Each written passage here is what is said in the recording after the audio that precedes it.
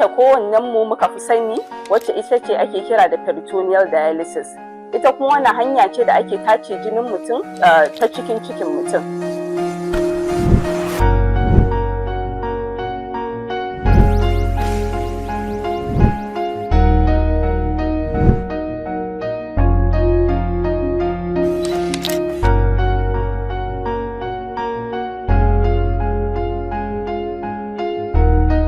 Assalamu alaikum wa rahmatullah.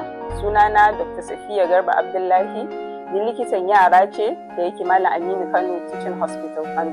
Akwai hanyar wankin koda da za a iya yi ba tare da injin tace jini ba. Ya ake yin irin wannan wankin koda? Ga Dr. Safiya Garba Abdullahi ta asibitin Malam Aminu Kano za ta kara muku bayani. So idan za a yi wannan peritoneal dialysis ana amfani da wani bututu ne mai laushi wanda ake sa shi a cikin mutum. Idan an sa wannan bututun za a sa ruwa mai suna dialysis fluid cikin. Idan an sa wannan ruwan za a bar shi na wani ɗan tsawon lokaci sannan sai a fitar da shi. Ita wannan rufi da yake cikinmu wato peritoneum yana kasancewa ne kamar matata wanda yake tace datti da kuma ruwa mai yawa daga jinin mutum. So shi wannan wankin koda na peritoneal dialysis ba za mu ce ba shi da tsada ba kwata-kwata. Amma la'akari da amfanin shi da kuma ta yadda ake iya yin shi ba tare da na'ura ba da kuma shi kansa wannan ruwan da ake amfani da shi wajen yin dialysis din muna iya haɗa shi da kanmu ba tare da sai an sai na kamfani ba. So in aka kalli da amfanin shi da kuma hanyoyin da za a iya yin sa ba tare da sai an yi amfani da abubuwan kamfani ba, za mu ga cewar abu ne mai sauki da za a iya amfani da shi. Kuma haka zalika idan ka ɗau mara lafiya da yake da ciwon koda wanda ya yi nisa wato chronic kidney disease, shi wannan peritoneal dialysis din ana iya horar da mara lafiya da kuma mai jiyarsa yanda za su iya yin wannan wankin koda a cikin gidansu cikin aminci ba tare da sun zo asibiti ba.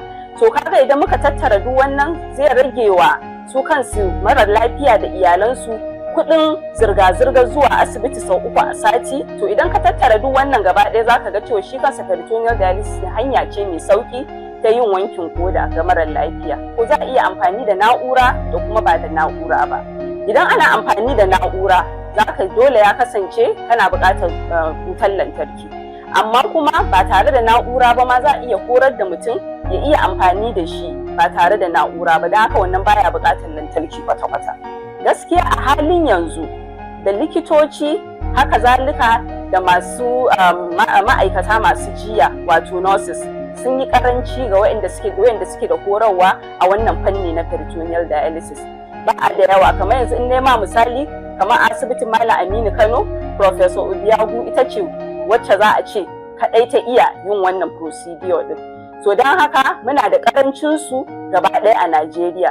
Shine dalilin taso da wannan training ko workshop da ake so a yi don a horar da likitoci da yawa, haka zalika da malaman jiya su koyi wannan peritoneal dialysis din don a samu mutane da yawa da suka iya wannan. Sati 4 baya ma mun yi wa wata yarinya, haka zalika kuma suna nan da yawa waɗanda aka yi wa kuma suka warke aka sallame su suka tafi gida.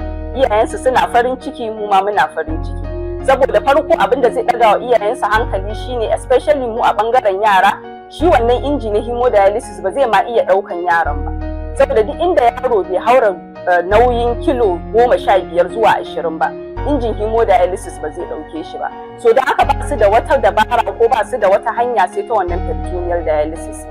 So don haka muna samun yara ana turo su daga asibitoci da dama daga sauran arewacin Najeriya don su zo su amfana da wannan ilimi da take da shi a nan Malam Aminu Kano. Kamar general pediatrics ne muke yi, amma dai interest ina inda nake so nima ina son kware a wannan fanni.